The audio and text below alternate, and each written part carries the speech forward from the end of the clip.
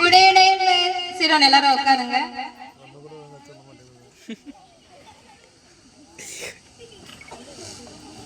கிளாஸுக்கு போலாமா எல்லாரும்? பாடம் எடுக்க போகலாமா? சரி, ஓகே. ஒண்ணு பண்ணலாமா? நாம ஜெனரலா ஏதாவது ஒரு விஷயத்தை பத்தி எல்லாரும் டிஸ்கஷன் பண்ணுவோமா?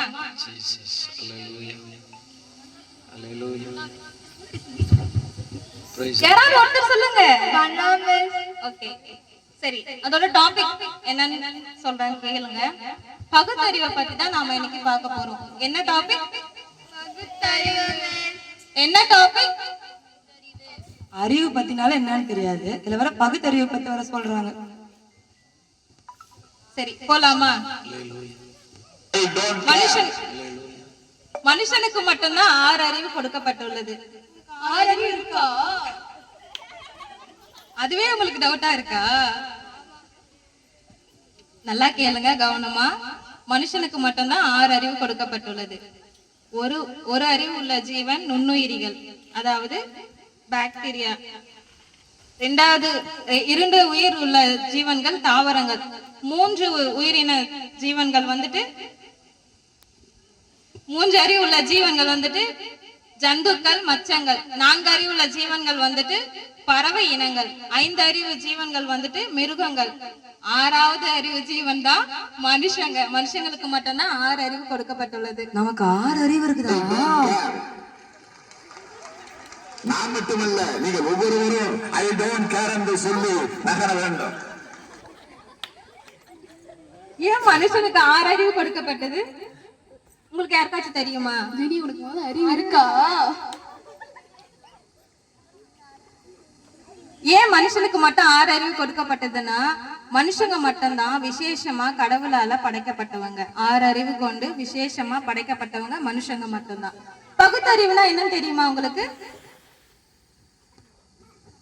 அறிவுனாலே நான் தெரியுது, பகுத்தறிவு பத்தி கேக்குறீங்க. சரி, ஓகே, நானே சொல்றேன். பகுத்தறிவுனா இப்ப நம்ம பார்த்தோம்ல 5 அறிவு ஜீவன்கள், அவைகளுக்கெல்லாம் வந்துட்டு நல்லது எது கெட்டது எதுன்னு சொல்ல தெரியாது.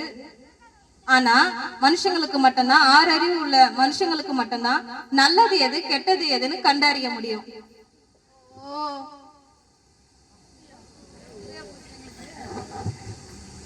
எதுக்காக பகுத்தறிவு மனுஷனுக்கு கொடுக்கப்பட்டது? உங்களுக்கு யாருக்காவது தெரியுமா? என்னம்மா தூங்குறீங்க? உங்களை பார்த்து அவங்க தூங்கிட்டு போறாங்க. சாப்பாடு எதுக்கு கொடுக்குறாங்கன்னு கேளுங்க, அதுக்கு வேணா பதில் சொல்றோம். ஆனா இந்த மாதிரி பகுத்தறிவுலாம் ஏன் கொடுக்குறாங்கன்னு கேட்டு ரொம்ப டார்ச்சர் பண்ணாதீங்க மேம். சரி, ஓகே, நானே சொல்றேன். பகுத்தறிவு மனுஷனுக்கு ஏன் கொடுக்கப்பட்டதுன்னா, படைத்தான் படைப்பெல்லாம் மனுவுக்காக அப்படின்னு சொல்லி ஒரு மனுஷன் சொல்லி இருக்கிறாரு. அதாவது பைபிள்ல கூட ஒரு வசனம் சொல்லிருக்கு, நீங்கள் பலுகி பெருகி பூமியை நிரப்பி அதை கீழ்ப்படுத்தி சமுத்திரத்தின் மச்சங்களும் ஆகாயத்து பறவைகளும் பூமியில் நடமாடுகிற சகல ஜீவ ஜந்துக்களையும் ஆண்டு கொள்ளுங்கள் சொல்லி ஒரு வசனம் கொடுக்கப்பட்டிருக்கு. அப்படிதான் நமக்காக அந்த தெய்வம் எல்லாவற்றையும் படைத்து நம்மளை ஆண்டு கொள்ள சொல்லி நம்மளை உருவாக்கி இருக்கிறாரு. அந்த ஆண்டு கொள்றத அறியும்படிதான் 6வது அறிவா நமக்கு கொடுக்கப்பட்டிருக்கு. அதாவது நமக்கு வந்துட்டு ஆவி, ஆத்மா, சரீரம் 3 இருக்கு. ஆவி வந்துட்டு பிரிஞ்சு போயிடும், சரீரம் மண்ணுக்கு மக்கி போயிடும். ஆனா ஆத்மா மட்டும்தான் கடைசியா அந்த தெய்வத்து கூட வாழ்ற ஒரு மரணம் இல்லாத வாழ்க்கைய வாழ்றது ஆத்மா மட்டும்தான். அதை அறியும்படிதான் பகுத்தறிவு நமக்கு 6வதா கொடுக்கப்பட்டிருக்குது. ஓகேவா? புரிஞ்சுதா? புரிஞ்சு மிஸ். பிள்ளைங்களே, உங்களுக்கு தான் நான் டீச்சர். என்ன நீங்க என்ன மதிக்கவே மாட்டேங்கிறீங்க? பயம் இல்லையா உங்களுக்கு டீச்சர்னா? காலேஜ்லயே மதிக்க மாட்டேங்கிறோம், பிள்ளைங்க வேற மதிப்பாங்கல்ல? ஏமா உண்மையை வெளியில சொல்றீங்க? இப்பயே ஜாலியா என்ஜாய் பண்ணிட்டு போயிடுங்க மேம். வயசாயிடுச்சுன்னா என்ஜாய் பண்ண முடியாது மேம். நீங்க மதிக்கலன்னா என்ன? என் பிள்ளைங்க என்ன ரொம்ப நல்லா மதிப்பாங்க இல்லப்பா? ஒரு பைத்தியக்கார பைலட் இந்த நாடு மக்களும் மாட்டிட்டு போறது.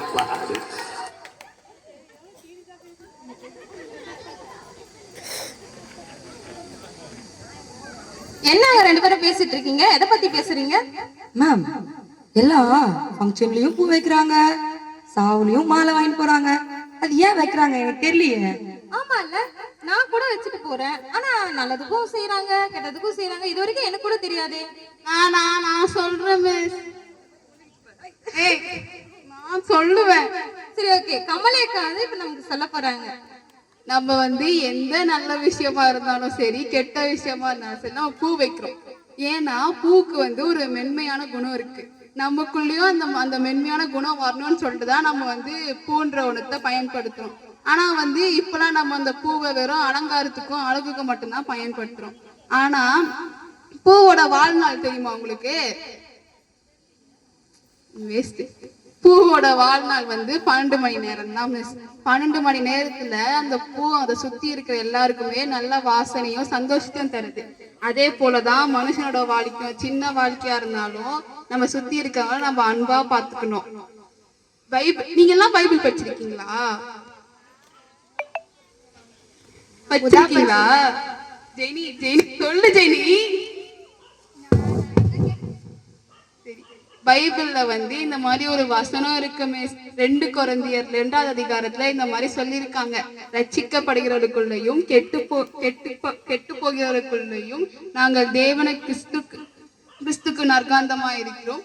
கெட்டு போகிறவர்களுக்குள்ளே மரணத்துக்கு ஏதுவான மரண வாசனையாகவும், ரட்சிக்கப்படுகிறவர்களுக்குள்ளே ஜீவனுக்கு ஏதுவான ஜீவ வாசனையாகவும் இருக்கிறோம். இதுதான் மிஸ் இதற்கான அர்த்தம். பரவாயில்லையே, இவ்வளவு தெரிஞ்சு வச்சிருக்கியே, பெரிய பிரில்லியன்ட் தான் நீ. Thank you miss. அவனை சொல்லி நிறுத்துங்களேன்டா. அவன் நிறுத்து, அந்த லூசுக்கு மட்டும் வந்துட்டான்.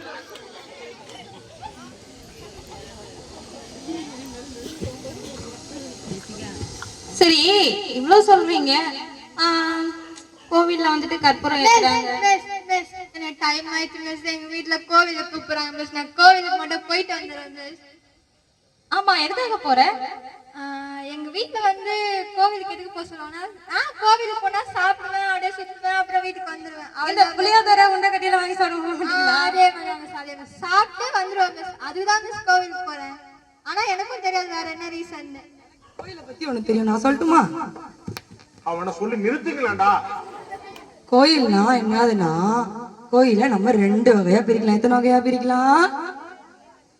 எத்தனை வகையா பிரிக்கலாம்? பிரிச்சு எழுதி சொல்லுங்க பார்க்கலாம். என்ன பிரிக்கலாம்? கோ கூட்டல் இல். அப்போ கோ என்றால் ராஜா, இல் என்றால் இல்லம். அந்த கோயில ராஜா வாழ்ற இல்லத்தை தான் நம்ம கோயில்னு சொல்றோம். பைபிள்ல இப்படியா ஒரு வசனம் சொல்லி இருக்குது. வானம் எனக்கு சிங்காசனம், பூமி எனக்கு பாதப்படி. வானத்துல அவர் தலை இருந்துச்சுன்னா கீழே அவர் பூமியில தானே அவர் கால் இருக்கும். அப்ப எப்படி அவ்வளவு பெரிய சர்ச்சை நம்ம கட்ட முடியுமா? அவ்வளவு பெரிய கோயில கட்ட முடியுமா? அந்த இடத்துல நான் எப்படி வாசம் பண்ணுவேன்னு வந்து கேக்குறாரு. இன்னொரு ஒருத்தரே கேக்குறாரு. இந்த மாதிரி வந்து எப்படி கேக்குறாருன்னா, நான் வந்து அந்த இடத்துல வாசம் பண்றேன், ஆனா நீங்க என்ன பண்ண மாட்டேங்கிறீங்க, என்ன கேட்க மாட்டேங்கிறீங்க அப்படின்னு கேள்வி கேட்கிறாரு. அப்போ இன்னொரு ராஜா என்ன பண்ணாரு? நிறைய பேர் இருக்கிறாங்க பைபிள்ல. ஆபிரகாம், ஈசாக்கு, யாக்கோபு இவங்க எல்லாம் இருக்கிறாங்க. இவங்க ஒவ்வொருத்தர் வாழ்ந்த காலத்துலயும், ஆபிரகாம் வாழ்ந்த காலத்துல கல்லு வச்சு நீ அந்த இடத்துல எனக்கு நன்றி சொல்லு அப்படின்னு சொல்லிட்டு போறாரு.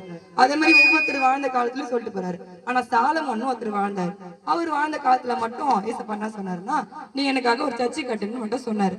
சர்ச்சை கட்டி அதுல நீ வந்து என்னை தொழுது கொள்ளு அப்படின்னு சொல்லி சொன்னாரு. ஆனா அது காலப்போக்கில் என்னாச்சு? எல்லாரும் பயங்கரமா அலங்காரமா போய் கட்டி எல்லாம் கோயிலா ஓடிட்டு இருக்காங்க. ஆனா பைபிள் என்னன்னு சொல்றது, நம்ம தான் அந்த ஆலயம்னு சொல்லி இருக்குது. நம்மளுடைய ஆலயத்தை கெடுத்தா பிதாவானவர் அவரை கெடுப்பான்னு சொல்லி இருக்குது. அதனால நம்ம தான் அவருடைய ஆலயம். யார் ஆலயம் தெரியுமா உங்க எல்லாருக்கும்? சரியா? எனக்கு இன்னொரு டவுட். நான் கூட டெய்லி கோவிலுக்கு போவேன். அங்க தேங்காய் எல்லாம் உடைப்பாங்கல்ல. சரி, தேங்காய் சட்னிக்கு யூஸ் ஆகும்னு சொல்லிட்டு தேங்காய் பொறுக்கலான்னு பார்த்தா ஒரு தேங்காய் கூட வராது. எனக்கு எடுக்கவே விட மாட்டாங்க என்ன. ஐயோ கமலி, தேங்காய் உடைக்கிறது எதுக்குன்னு தெரிஞ்சுக்கோ. சரியா? தேங்காய் உடைக்கிறது எதுக்கு தெரியுமா? தேங்காய் மேல எப்படி இருக்கும் தெரியுமா? தேங்காய் மேல எப்படி இருக்கும்? அது வந்து அந்த ஓடு எப்படி இருக்கும்? ஹார்டா இருக்கும். கரெக்டா? அந்த ஹார்டான மனசுதான் நம்மளோட மனசு. சரியா? அப்படிப்பட்ட மனச உடைக்கிறப்ப உள்ள எப்படி இருக்கும்? தேங்காய் எப்படி இருக்கும்? வெள்ளை கலர்ல இருக்கும். அந்த மாதிரிதான் நம்மளோட பாவம் வந்து அந்த ஓடு மாதிரி கடினமா இருக்கும். ஆனா அது உள்ள எப்படி வெண்மையா அது இருக்கும். சரியா? அதே அந்த வெண்மையை எது குறிக்குது அப்படின்னா தேவனோட பரிசுத்தத்தை குறிக்குது. சரியா? அந்த பரிசுத்தம் தான் நம்மளோட பாவத்தை எல்லாத்தையுமே கழுவி நம்மள பரிசுத்தப்படுத்துது. அந்த தேங்காய் உள்ள என்ன இருக்கும்? என்ன இருக்கும்? அந்த தண்ணி எதை குறிக்குது அப்படின்னா நம்ம நிறைய பாவத்துல இருக்கிறோம். பாவத்துல இருந்து நம்ம எப்படி மீட்கப்படுவோம் அப்படின்னா நம்ம போயிட்டு தேவனிடத்துல சொல்லணும், எனக்கு வந்து இந்த பாவத்துல இருந்து எனக்கு விடுதலை தாங்க. நம்ம அப்படி சொல்லி தேவனிடத்துல ஜெபம் பண்ணும்போது, அழுது ஜெபம் பண்ணும்போது நம்மளோட கண்ணீர் எல்லாம் அதுல சேர்க்கப்படுதான். சரியா? அப்படி சேர்க்கப்பட்டு அதுக்காக தான் தேங்காய் வந்து உடைக்கப்படுது. சரியா? நம்ம வாழ்க்கையில நம்ம எதை செஞ்சாலும் ஒரு அர்த்தத்தோட அதுக்கான கரெக்டான செயலோட செய்யணும். சரியா? இதுக்காக தான் தேங்காய் உடைக்கிறாங்க கமலி. சரி, தேங்காவை பத்தி பாத்தீங்க.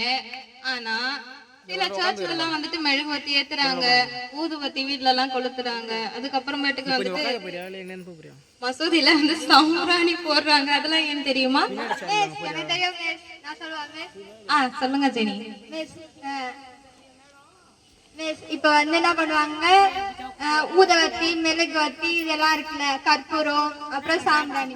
அதுல என்ன பண்ணுவாங்க, ஊதவத்தி வந்து வீட்டுல ஏத்துவாங்க, மெழுகுவத்தி சில சர்ச்சுங்கெல்லாம் ஏத்துவாங்க, சாம்பிராணி வந்து மசூதியில போடுவாங்க, அப்புறம் கற்பூரம் வந்து கோவில கொளுத்துவாங்க.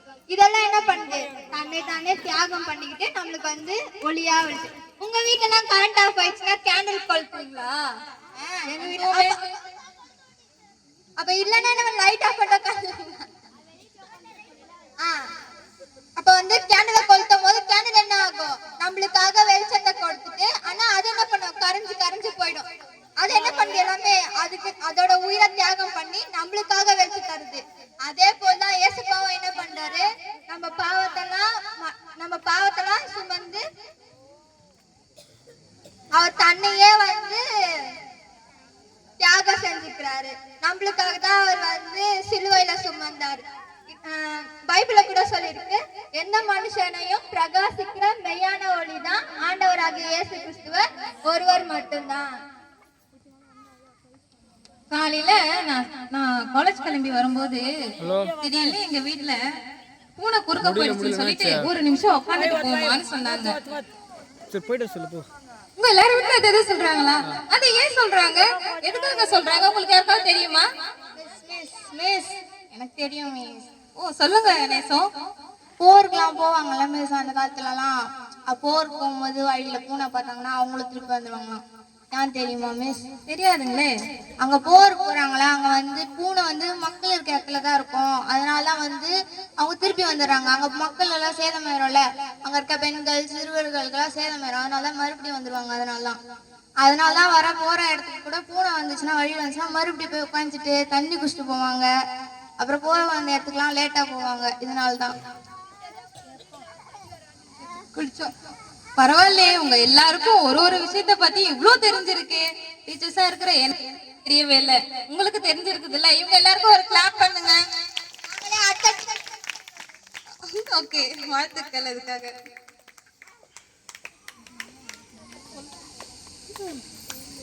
இப்ப நம்ம பார்த்தோம்ல, ஒரு ஒரு காரியத்துக்கும் ஒரு ஒரு உண்மையான அர்த்தத்தை நாம பார்த்தோம்ல. அப்படிதான் குறள் கூட சொல்லுகிறது, எப்பொருள் யாரார்வாய் கேட்பினும் அப்பொருள் மெய்ப்பொருள் காண்பது அறிவு. எந்த ஒரு விஷயமா இருந்தாலும் அதனுடைய உண்மையான அர்த்தத்தை தெரியாம நாமளே ஏதாவது ஒரு விஷயத்த தெரிஞ்சுக்கிட்டு அதை நம்பிக்கிட்டு இருக்க கூடாது. அதுக்கான உண்மையான அர்த்தத்தை நாம அறிஞ்சு அதன்ல நாம செயல்படும் போது உண்மையாகவே நம்மளுடைய வாழ்க்கை சந்தோஷமா மாறும். தேங்க்யூ.